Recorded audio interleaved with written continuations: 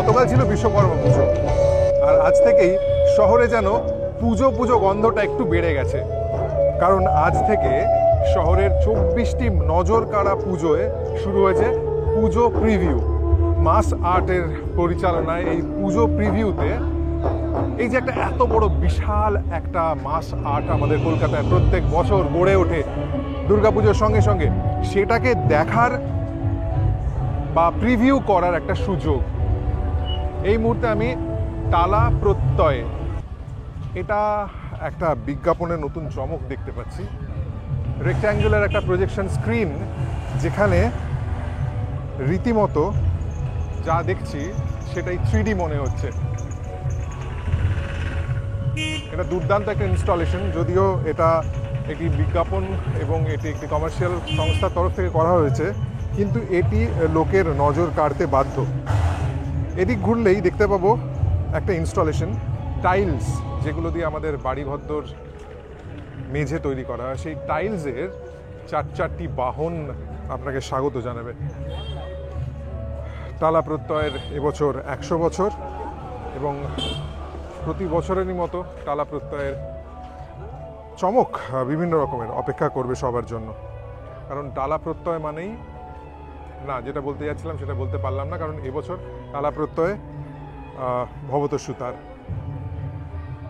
টালা প্রত্যয়ের 100 বছরের এই পুজোর দিন গোনা বহুদিন থেকে শুরু হয়েছে। বিশাল বড় করে সরস্বতী পুজো হয়েছে, এবং পুজোর আগমনের খুঁটি পুজো ততোধিক সমারোহের সঙ্গে পালন করা হয়েছে। এবার এই আরও একটা 3D স্ক্রিন ইনস্টল করা হয়েছে এখানে, যেটাকে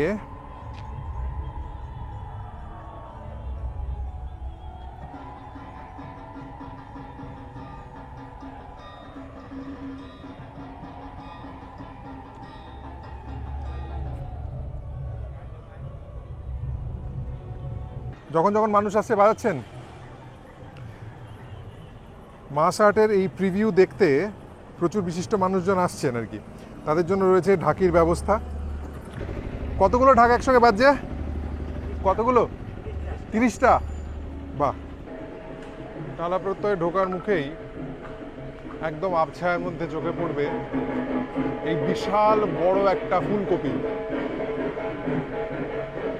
এটা প্রতীকী জিনিস নিশ্চয়ই, কারণ যেখানে শস্য, মাটি, যেখানে বসুন্ধরার কথা বলা হয়, বীজতলার কথা বলা হয়, সেখানে তো এগুলো থাকবেই।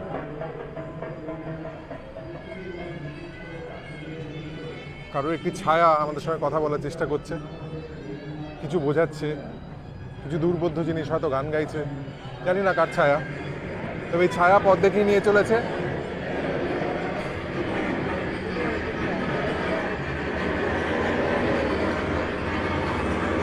আবহ সঙ্গীত শুনতে পাচ্ছি।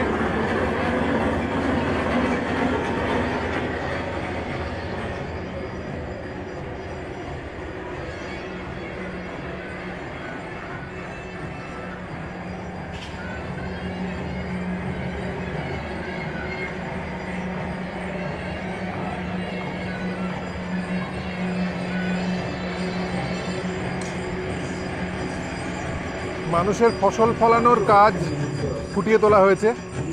কেউ বীজতলা তৈরি করছে, কেউ ধামায় করে ফসল নিয়ে যাচ্ছে, কেউ হয়তো কীটনাশক ছেটাচ্ছে। বিশাল বড় করে এই কাটআউটটি বাঁদিকে রয়েছে। আর একটা শস্য খামারের ভেতর মনে হচ্ছে ঢুকছি আমি।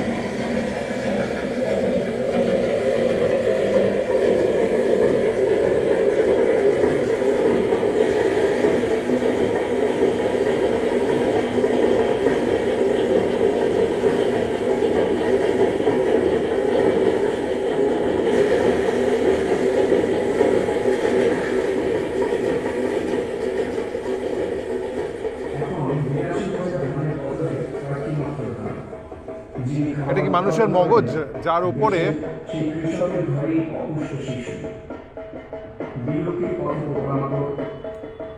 ঘরের পাশে কুড়িয়ে পাওয়া খাবার আমার স্বাধীনতা সমুদায় থেকে অনেক দূরে।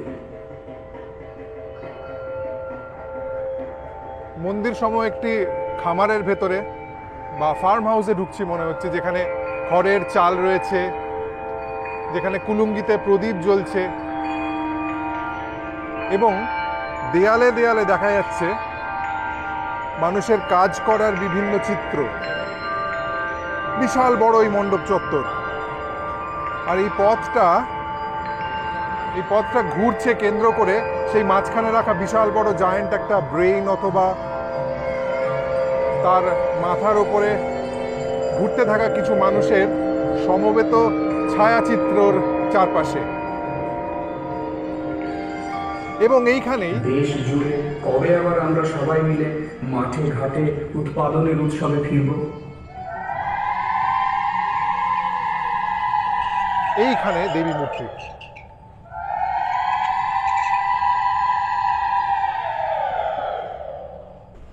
এই হচ্ছে মণ্ডপ থেকে বেরিয়ে যাওয়ার রাস্তা। ঘুরে দেখতে গেলে এই মণ্ডপটিতে আপনি দেখবেন পুরোটাই প্রায় কাঠের, বেতের, বাঁশের এই ধরনের কাজ। অত্যন্ত সুন্দর একটি মূর্তি, একেবারে মাটির কন্যা যাকে বলে।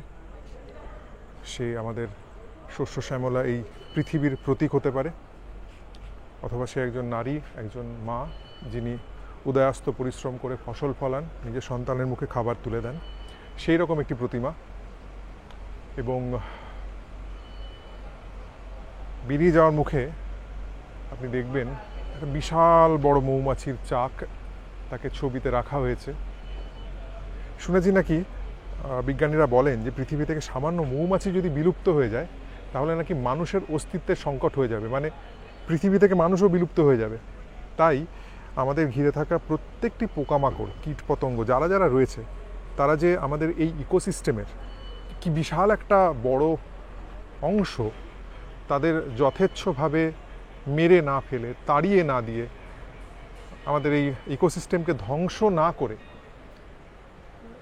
পৃথিবীকে বাঁচিয়ে রাখাই আমাদের কর্তব্য, বা আমাদের ভবিষ্যৎ সন্তান সন্ততির কাছে এটাই একমাত্র আমরা রেখে যেতে পারবো। ওই দূরে লেখা আছে, মানুষ একমাত্র জীব যে নিজের খাবারে বিষ মেশায়। এই হচ্ছে টালা প্রত্যয়। এবার ভবত সুতারের সৃষ্টি, বীজ অঙ্গন।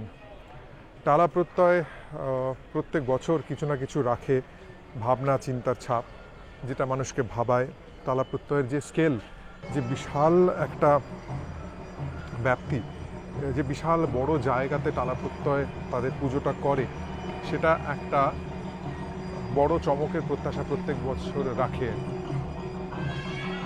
এবার পুরো লেখাটা আমি পড়তে পারছি বেরিয়ে যাওয়ার মুখে। একদম ওই ওপরে লেখা আছে, দেখুন আমি দেখাতে পারি, এই যে এইখানে লেখা আছে,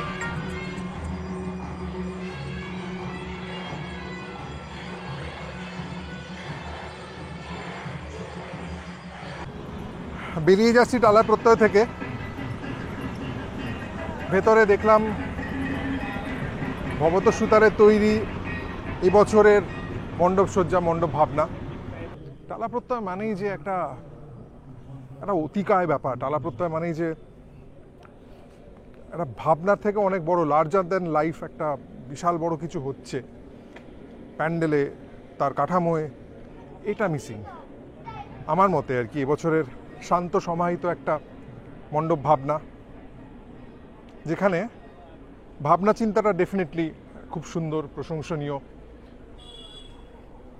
কিন্তু মণ্ডপ দেখেই একটা থ মেরে যাওয়ার মতো যে ব্যাপারটা থাকে না, মানে ঢুকেই মনে হয় ওমা এ কি অদ্ভুত জিনিস তৈরি করেছে, সেটা একটু মিসিং। বাট হ্যাঁ, অভিজ্ঞতা আপনার ভীষণ ভালো হবে। যারা জানতে চাইছেন যে কবে থেকে টালা প্রত্যয়ের ঠাকুর দেখতে পাবেন, এখানে লেখা আছে টালা প্রত্যয় শতবর্ষে দুর্গা পুজো শিল্প সর্বসাধারণের জন্য উন্মুক্ত হবে 25/9/2025 বৃহস্পতিবার সন্ধে 6টায়। অবশ্যই দেখবেন।